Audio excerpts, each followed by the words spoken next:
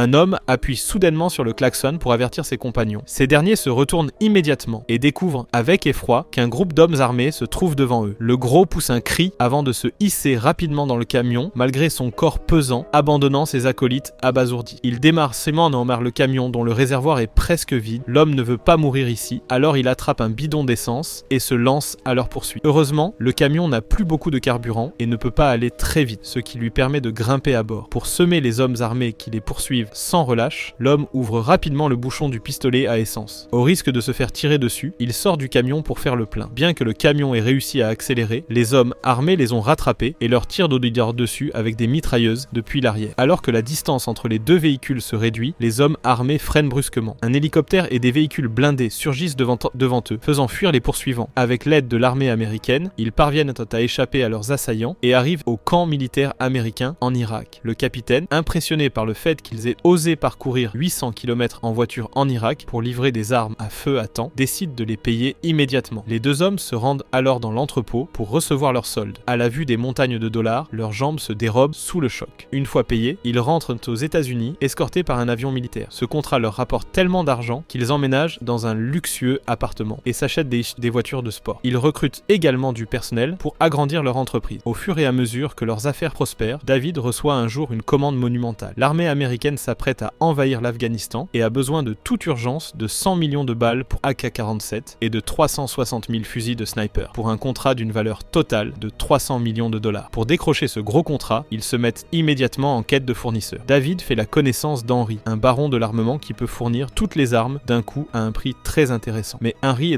est considéré comme un terroriste par les États-Unis et ne peut pas traiter directement avec l'armée américaine. Chacun y trouve son compte et il conclut rapidement un accord. Pour s'assurer que tout se passe bien, il décide d'aller inspecter ses armes et munitions bon marché dans un dépôt en Albanie. Le général les emmène personnellement dans l'entrepôt où sont stockées toute une sorte d'armes militaires. Les 100 millions de balles se trouvent dans des conteneurs de 6 mètres de haut juste devant eux. Mais en vérifiant la marchandise, le gros découvre avec stupeur que ces balles sont stockées là depuis 40 ans.